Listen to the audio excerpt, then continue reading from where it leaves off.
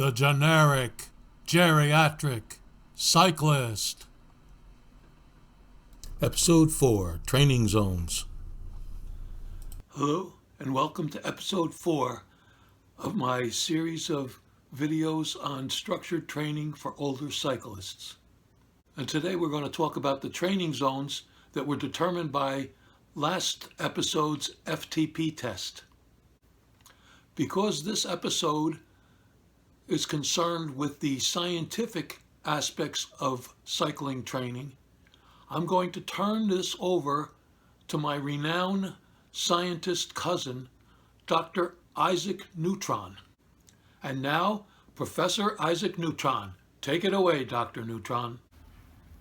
Good afternoon, friends.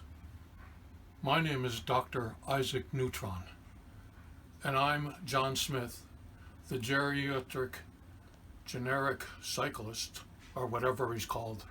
I'm his cousin, his much smarter cousin. And I'm going to talk to you today about the things that he finds too challenging because they involve math and science. So, the format of today's presentation is something I've given a great deal of thought to. I've lectured in universities all over the world. I've been invited to symposia to speak in every corner of the globe.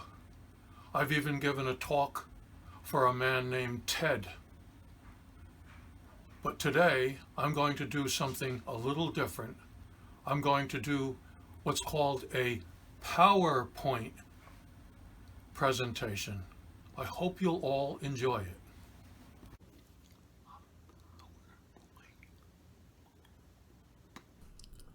Functional Threshold Power and Training Zones, presented by Dr. Isaac Neutron.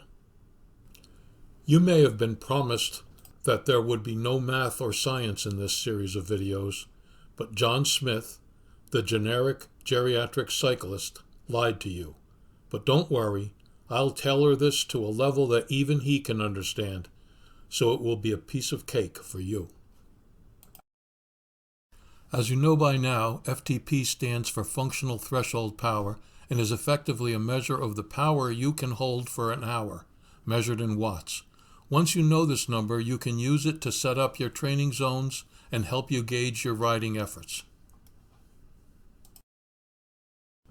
Nowadays, you can't train scientifically unless you measure your power output. But if you don't want to spring for a power meter at anywhere from $500 to over $1,000, you can use the power estimated by your trainer and your online training platform like my tightwad cousin does. FTP is a bragging point for well-trained cyclists. They can talk about it all day long. World-class pros have FTPs of 400 and above. That's about twice as high as my pathetic cousin John Smith, who's in the bottom 10% of all male cyclists who have taken FTP tests. He should be ashamed. The best riders in your bike club probably have FTPs of 300 to 350, and they're 30 years younger and skinny as hell, so they go like lightning. Unfortunately, Dr. Neutron was called away on a 5-alarm scientific emergency, and he had to go. So I'll have to carry on. I hope you don't mind. There are different ways to classify training zones, but we're going to use a 7-zone model here. Zone 1, or active recovery, is below 55% of the FTP. In my case, that's anything below 110 watts. It's used for warm-up at the beginning of a ride and cool down at the end of the ride. And it also, for people who would like to do them, longer recovery rides of up to an hour. Zone 2 is the endurance zone. It's between 56% and 75% of FTP, or in my case, 110 to 152 watts. That's where we do most of our riding, or at least where we should do the vast majority of our riding. Remember, cycling is an endurance sport, so we do most of our time and distance of training here. Zone 3 is tempo, which is 76% to 90% of FTP. This is where you are pushing hard and mostly liking it, at least for a while. The problem is it's hard enough to bring on fatigue, but not hard enough to make you significantly stronger, except at the high end of Zone 3, the place called the sweet spot. The sweet spot is the only place other than Zone 2 that I'll be training in for quite a while.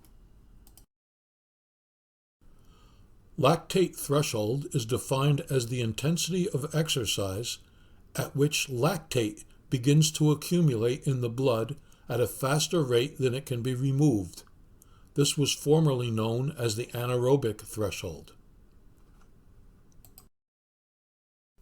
Zone 5 is VO2 Max, which is 106 to 120% of FTP.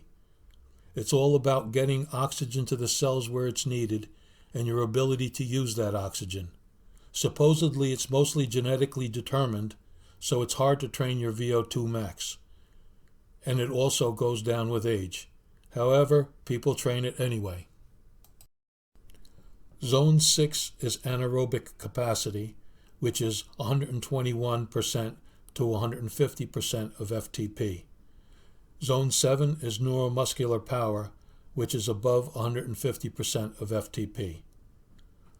We're probably not going to even think about training these areas because hopefully, as recreational riders, we don't need to go there. Well, that wraps it up for today's episode.